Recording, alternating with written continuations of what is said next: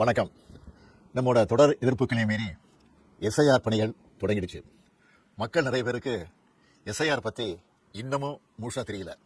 இந்த நிலையில் எஸ்ஐஆரை திமுக ஏன் எதிர்க்கிறோம்னு விளக்கவும், நம்ம வாக்குரிமையை எப்படி பாதுகாத்துக் கொள்வதுன்னு வழிகாட்டவும் தான் இந்த வீடியோ. சரியான உண்மையான வாக்காளர் பட்டியல் தான் நியாயமான தேர்தலுக்கு அடிப்படை. எனவே வாக்காளர் பட்டியல் திருத்தம் செய்யப்படுறத நாம எதிர்க்கல.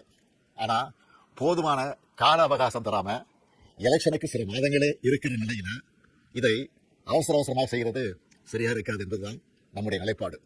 தேர்தல் ஆணையத்தோட கூட்டு சேர்ந்து வாக்காளர் பட்டியலில் பாஜக எப்படியெல்லாம் மோசடி பண்ணியிருக்குன்னு மக்களவை எதிர்க்கட்சி தலைவர் அருமை சகோதரர் ராகுல் காந்தி அவர்கள் பத்திரிகையாளர் சந்திப்பு நடத்தி ஏற்கனவே விளக்கியிருக்கிறார். மாண்புமிகு கேரள மாநிலத்துடைய முதலமைச்சர் பினராயி விஜயன் அவர்களும் மாண்புமிகு மேற்கு வங்கத்துடைய முதலமைச்சர் மமதா அவர்களும் கூட இந்த எஸ்ஐஆரை தீவிரமா எதிர்க்கிறாங்க.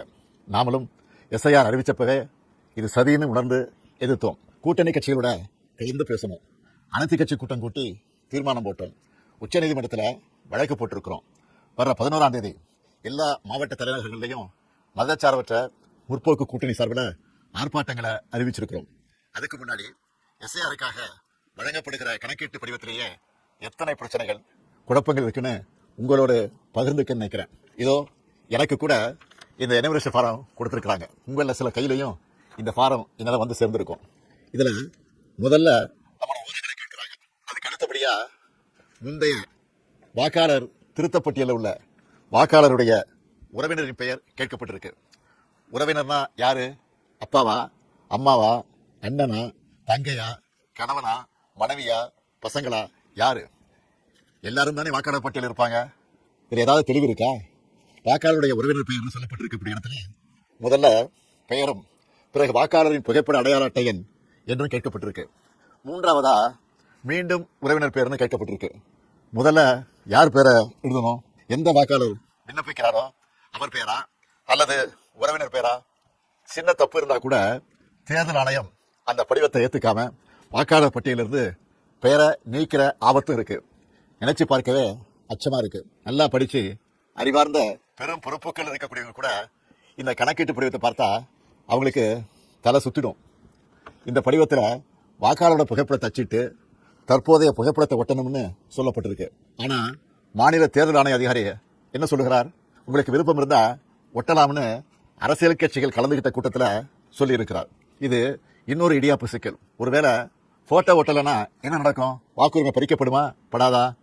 தொகுதியோட வாக்காளர் பதிவு அதிகாரி, அதாவது இஆர்ஓ கையில தான் இந்த முடிவு இருக்கு. இவங்க எல்லாரும் ஒரே மாதிரியான முடிவு எடுப்பாங்கன்னு சொல்ல முடியாது. இப்படி முதல் கோணல் முற்றிலும் கோணல் என்ற கதையா எல்லா இடத்துலையும் குழப்பம் தான். இந்த நிலையில எதிர்க்கட்சிகளை சேர்ந்த சில அதிமேதாவிகள் இந்த எஸ்ஐஆர் பணியை நடைமுறைப்படுத்துவது மாநில அரசின் பணியாளர்கள் தான், அப்புறம் ஏன் திமுக எதிர்க்கணும்னு புரிதலற்ற உண்மைக்கு புறமான விவரங்களை வச்சு பேசுறாங்க.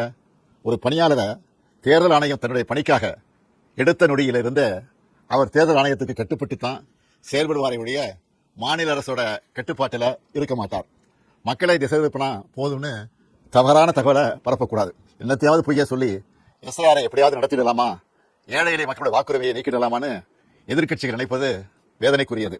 எஸ்ஐஆர் தொடங்க நாளிலிருந்து இருந்து களத்தில் இருக்கக்கூடிய நம்முடைய கழகத்தினரும் நிறைய பிரச்சனைகளை நம்ம கவனத்துக்கு கொண்டு வந்துட்டு இருக்காங்க. பிஎல்ஓக்கள் வர்றதில்லை, வந்தாலும் போதிய அளவு கணக்கீட்டு படிவங்களை கொண்டு வர்றதில்லை, ஒரு நாளைக்கு 30 படிவங்களுக்கு மேலே தர்றதில்லை. இந்த லட்சணத்தில் ஒரு தொகுதியோட இஆர்ஓ 3 லட்சத்துக்கு மேற்பட்ட கணக்கீட்டு படிவங்களை இத்தனை குறுகிய கால அவகாசத்தில் எப்படி கொடுத்து வாங்குவாங்க? வாங்கினா வேலை முடிஞ்சுதா? அதுவும் இல்லை.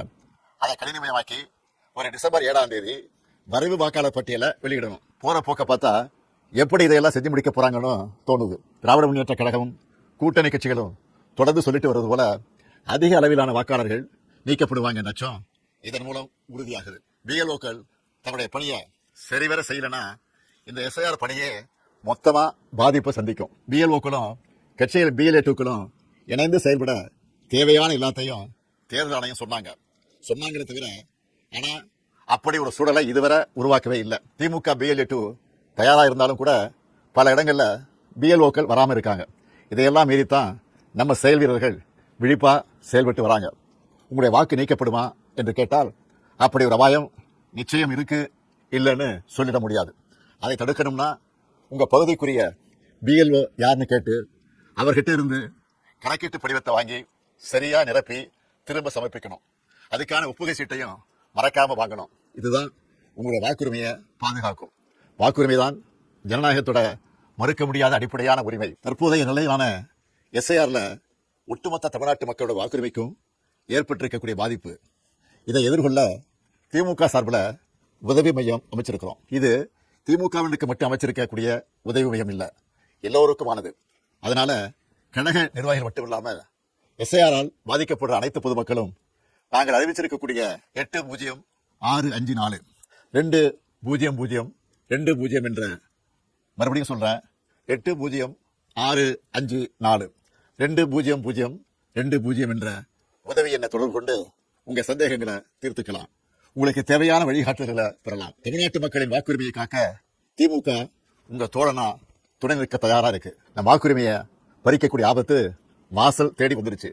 அனைவரும் ஒன்றிணைந்து செயல்பட்டு விழிப்போடு இருந்து தமிழ்நாட்டில் ஜனநாயகம் படுகொலை செய்யப்படாம பாதுகாப்போம். எஸ்ஐஆரின் சதிவலையில சிக்காம நம்ம வாக்குரிமையை நிலைநாட்டுவோம்.